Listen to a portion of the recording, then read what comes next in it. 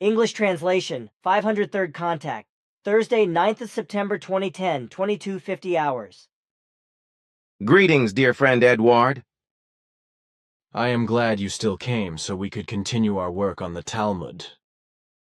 But welcome and greetings, dear friend.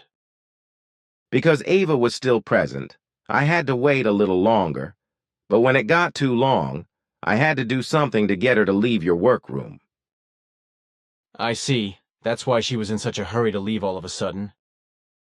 But right at the beginning, I would like to ask if you discussed the matter with Quetzal regarding the German language. Of course, but I did not leave it at that because we discussed your request with all our group members. You mean with your committee advising on our affairs? That is the meaning of my words, to which I can go on to say that our decision is that you should make the German language the language of the association. This should be the case in the whole world, in every other language respectively, in every not German-speaking country. You mean that German should be the Figu language for the whole world, so to speak? Yes, that is to be understood. It should be arranged that all Figu groupings worldwide, on the one hand, have their group names in German only. For example, Figu Studiengruppe Italien or Figu Landesgruppe Italien, etc. On the other hand, it should be an unavoidable obligation of all groupings for their members to learn the German language thoroughly in written and oral form. It would probably be important that the individual groups agree on appropriate learning courses with a necessary specialist respectively teaching teacher, as you also once established with regard to English in the core group. You should discuss this next time in a meeting and then make the correct decisions, because the longer and longer the more it becomes necessary that all those who deal with textbooks and learning books, as well as with the spiritual teachings in other countries, do this in German, because only in German everything is understood correctly. It will probably be possible that with a little sensitivity, I can start a conversation about it, so that we can then talk about it and make the necessary decisions. A fruitful development in this respect would be in line with our recommendation. There is, however, something else we have discussed, namely the form of voting on any matters that need to be voted on. In the core group, you use the same system as we do, that a decision requires unanimity of all members present. So it would be good if all Figu groups worldwide would apply this system equally. In my opinion, such a voting process outside the core group is not possible at present in other Figu groupings, because the human beings of the earth have always believed that the majority of votes is the decisive factor for passing a resolution. This, of course, puts every minority at a disadvantage, which also leads to a constant disagreement between the supporters and the opponents, which often leads to strife, hate and anger, and even to fisticuffs, and not seldom to very bad riots and irreparable consequences. We have also considered this, and appreciate that you will also present this argumentation. All right then. Is that all is clear, and we can get on with our work now? But it is really very exhausting and laborious to revise the Talmud. Indeed, it is a difficult but very important work. But before we turn to it, I would like to tell you what I have found out about the family tree of the Meier von Bulach, and also about you. As we have both already suspected, the lineage leads back to Emmanuel and ultimately to the Son of Heaven, Semjasa. For my research, I have to admit, however, that these are only to be understood in very rough outlines and in the main and decisive points concerning the family tree, because to research and list the complete family tree would be much too costly. But what has emerged from my further research into the family tree is that before the Mejr of Amalfi, by whom the Hospitaller Brotherhood was founded in Jerusalem in 1048, the family tree line goes back to a man named Dyson, who was active in Israel as a Maggid, respectively, as a wandering herald about 180 years after Emmanuel. His male descendant Jeshua moved to Syria, after whose death his two male descendants moved to Medina and founded a family there. In one family 4 daughters were born, in the other 2 sons and 1 daughter. One of the sons died very young, however, while the other emigrated to Mecca in Saudi Arabia, married there, and due to the harassment of the population, took the name of his Arab wife. This marriage produced 3 daughters, but also a son who emigrated back to Israel. There he gave up the name he had taken in Mecca and called himself Mejr, from whose line the merchant Mejr from Amalfi finally emerged. Deason was a descendant of Emmanuel's son Joseph, who was born in India, but after his father's death went to Jerusalem and founded a family there, from which 2 daughters and Dyson as the only son emerged. His pedigree, in turn, logically led back to Emmanuel and to Joseph, Emmanuel's foster father and his ancestral family tree, whereby, as is well known, Emmanuel's procreation father was the son of heaven, Gabriel, whose genetic structure was naturally transferred to Emmanuel and passed on. Emmanuel's spirit form, which originated from the Nocademian line, naturally revived all the old prophets of the same line in their time, but also Semjasa, the father of Adam, who was a cousin of the ringleader Semjasa, the leader of the sons of heaven. Now, as for the Prophet Muhammad, respectively Abdul Kasim Muhammad ibn Abdullah, as his correct name was, his lineage did not trace back to your lineage, because Muhammad's birth and life took place outside your lineage, as was also the case with the prophets Enoch, Elijah, Isaiah, and Jeremiah, who all came from various other lineage outside the lineage. So, apart from Emmanuel and you, the remaining 5 prophets of the Nocademion line each descend from 5 other family trees, which do not trace back to Semjasa, the father of Adam's procreation. So it is as we suspected. My sister Berta has also been working on the family tree of the Meier von Bulach, but she is not very far with it. At the occasion I will ask her about her results. But now I have a question, which respectively your answer is interesting for some human beings. It concerns the terms God and Goddess, which are not only used by us human beings of the earth, but also by you, but in a completely different form than with us. So you use these terms, for example, in relation to the meaning of names, but also in fairy tales, etc., as I know. That is correct. For us Pleiaren, the terms God and Goddess have always had the meaning of an imaginary, fantastic fable creature who rules, exercises power, or protects human beings, animals and plants, or any other things. These are instructive fairy tales, respectively invented, and fantastic stories. However, imaginary mythical creatures like a god or a goddess are not real in any way, and therefore cannot be equated with a religious god or a religious goddess. Because there are no such religious or other religious fantasy figures like a god or a goddess, only creation. The terms God and Goddess already lead back to the ancient history of our ancestors, to the Lyrans, who also brought these terms God and Goddess together with fables, respectively fairy tales, to earth. Thus many such fables or fairy tales lead back to our ancestors as well as to us Pleiaren, whereby the earth humans have partly transformed and changed the story contents to earthly things and conditions. But back to the terms God and Goddess, which have been used equally in our languages since time immemorial, as is also the case in the German and Swiss German languages. In the German language, the term has found its original form back to God, while earth humans in all languages known to us have transformed the term God into all kinds of other terms, and it still exists today in other modified forms. In the course of time, these transformed terms gave rise to the names of God as they are used today in all earthly languages.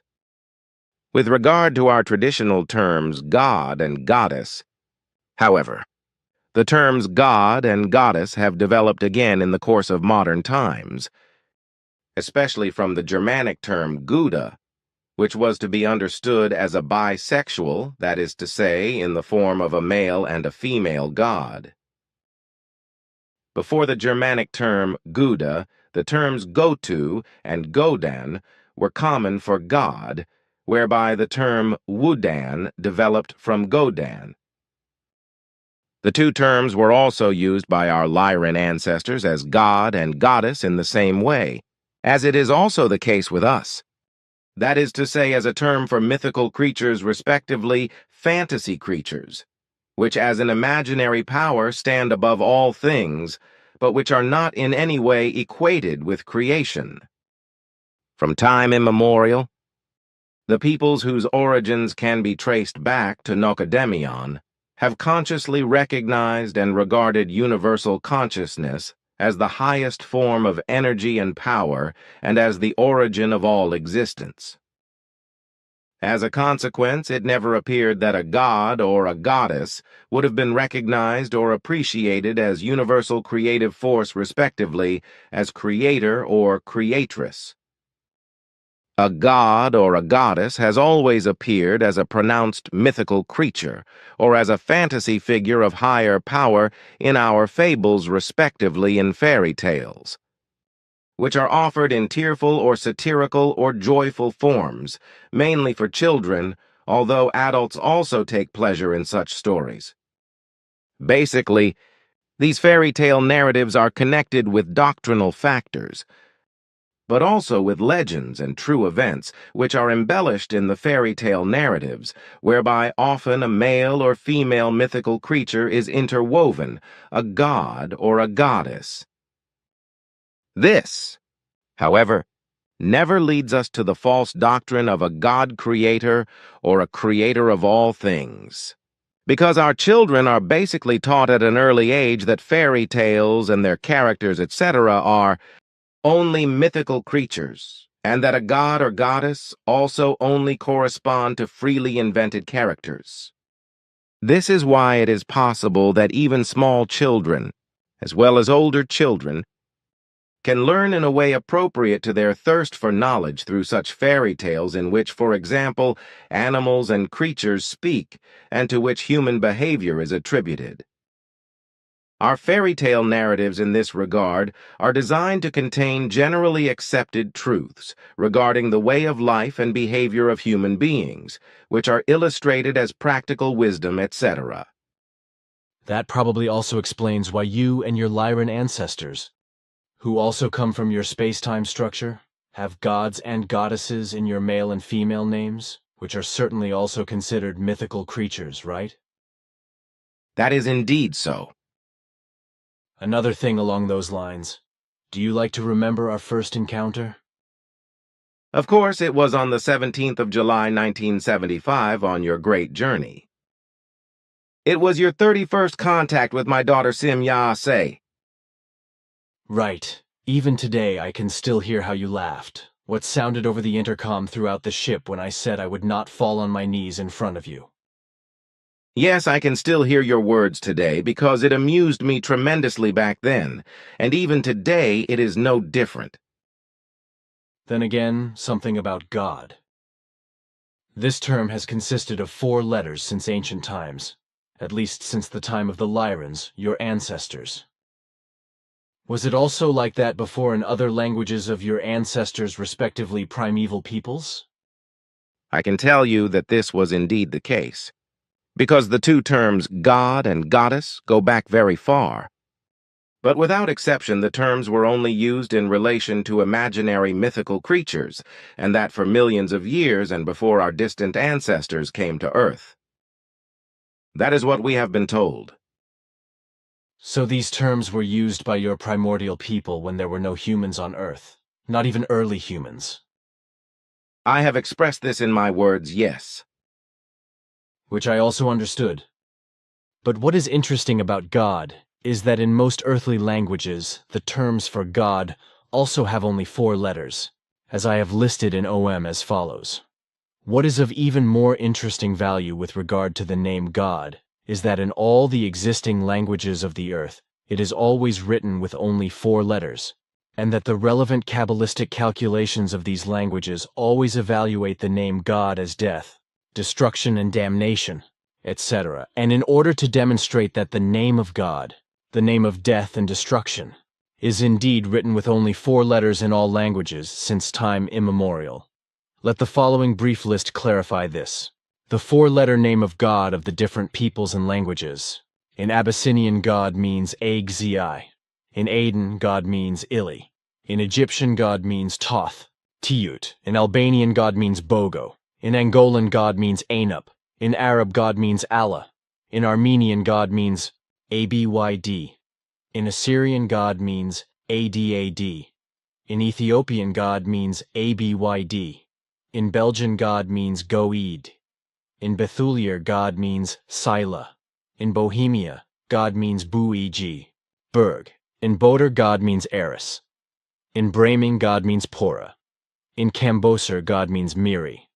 In Karamans, God means Suna. In Chaldeans, God means Hava. In Chileans, God means Zana, Hana. In Chinese, God means Teli.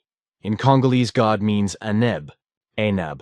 In English, God means G-O-D. In Ecuadorian, our God means Hoba, Hobo. In Etruscan, God means Isar. In French, God means Dieu. In Teutons, God means Got, Guth. In Georgians, God means Moti. In Greeks, God means Tios. In Gymniophan, God means Terra. In Hebrews, God means JHVH. In Hesperides, God means Agad. In Hibernian, God means Dik, Dia. In Illyrians, God means Bug. In Indian, God means Tusa, Tura. In Irish, God means Gudi. In Japanese, God means Zaka. In Kabbalists, God means Agla. In Californian, God means Solu. In Canadian, God means Biyud. In Copy, God means Tios. In Cretan, God means Dios. In Latin, God means Deus. In Mage, God means Orsi. In Maltese, God means Obra. In Moors, God means Allah. In Melindaher, God means Abag. In Mesopotamia, God means Ella. In Mexican, God means Bosa. In Mongols, God means Ali. In Ormusen, God means Alai. In Paraguayer, God means pure, Pino. In Parse, God means Bila. In Peloponner, God means Dios. In Persian, God means Sipi, Swirai. In Peruvians, God means Zimi. In Filipinos, God means Mora, Mara. In philosophers, God means Abda.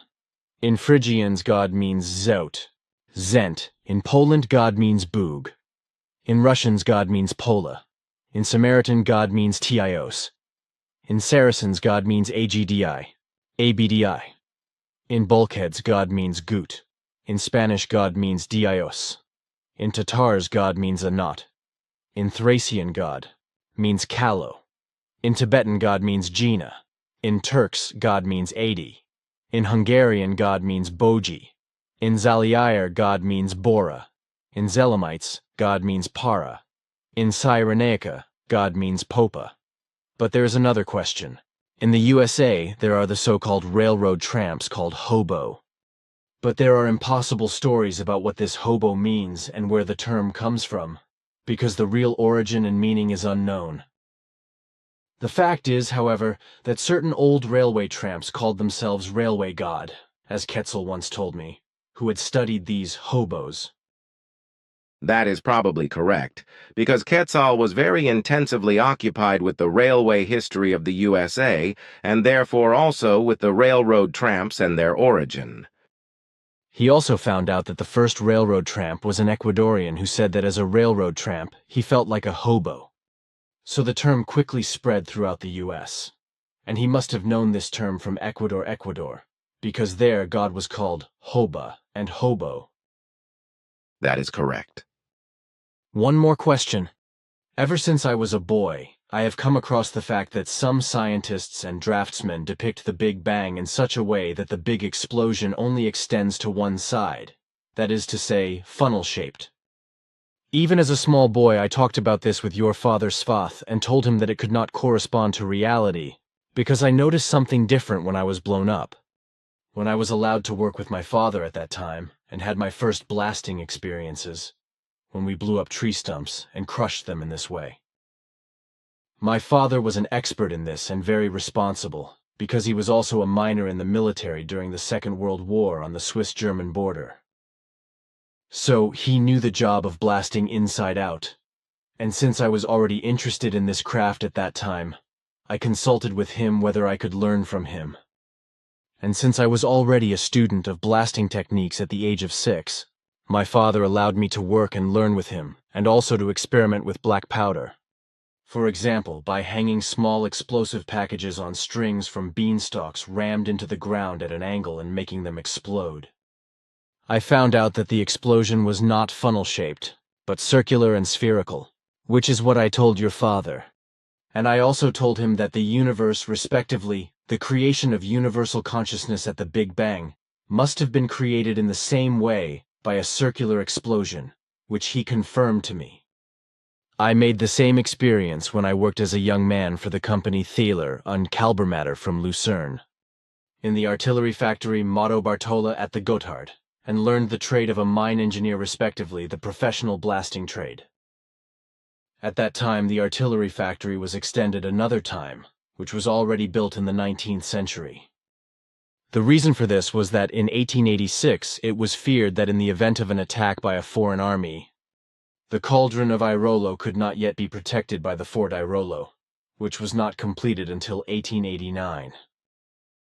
According to these fears, an immediate measure was proposed, namely a temporary artillery works on the Bartola theme.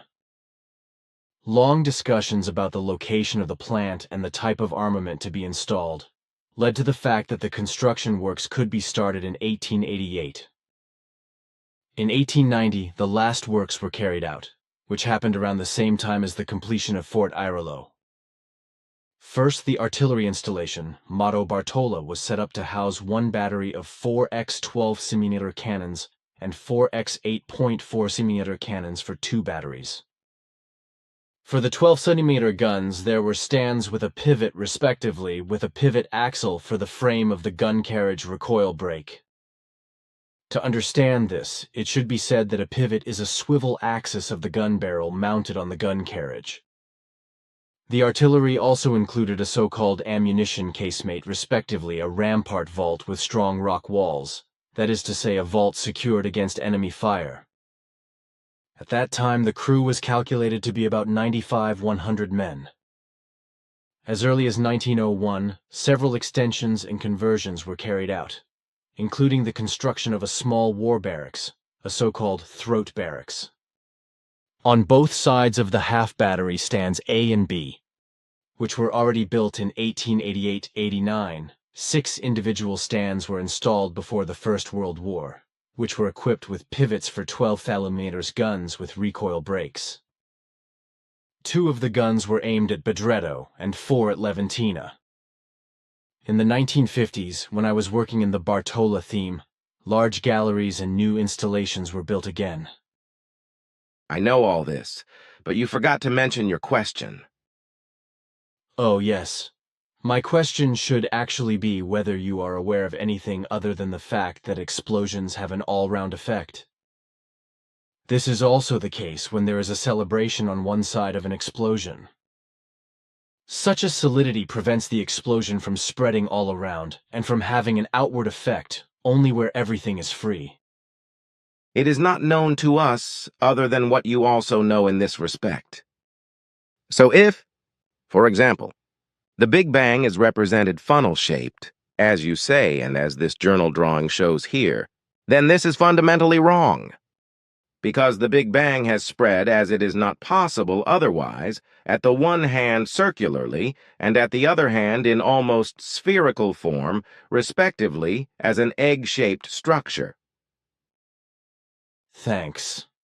Then again, a question regarding the bacteria that are found up to very deep and even down to the Earth's center. Also thermobacteria, which are ultimately responsible for the fact that life formed on the Earth's surface, which developed in the water and on the wet beaches of the waters. Basically, life on Earth was created by these bacteria, which have been deep in the Earth since time immemorial and originally came to Earth through meteorites and comets, as well as through space dust. You once told me what the earthly scientists call these bacteria, etc., but I forgot the name. They are called extremophils. Thanks. Now we can get down to the Talmudic work.